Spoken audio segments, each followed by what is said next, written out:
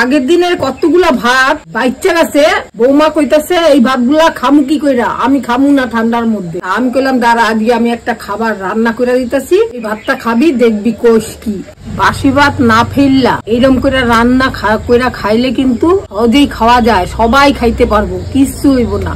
কড়াইতে আমি একটু সরষের তেল দিয়ে নিলাম, 2টা ডিম ঝুড়ি করে ফেলাম।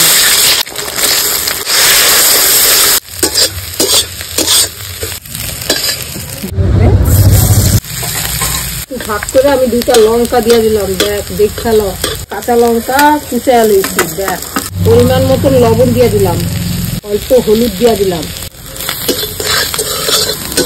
হলুদ দিয়া দেখো এরকম করে ভাইজা লইছি।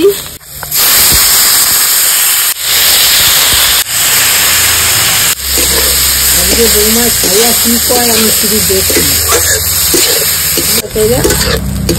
উঠাইতে লাগবে। মনে হইতেছে পোলাও করছি, ডিমের কুচাগুলা এইভাবে মিশাই দেবো। তোমার পোলাওর মতনই তো দেখাইতেছে গো। হ্যাঁ, আজকে পোলাওই খাম, পান্তা ভাতের পোলাও।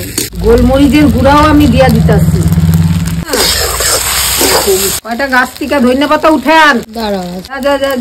গাছে কি সুন্দর ধনিয়া পাতা হয়েছে দেখছো নি? হ্যাঁ, এই ধনিয়া পাতা কয়টা একদম টাটকা টাটকা ধনিয়া পাতা, তুলবো আর রানবো আর খাইবো। ধনিয়া পাতা গুলাও দিয়ে দিলাম।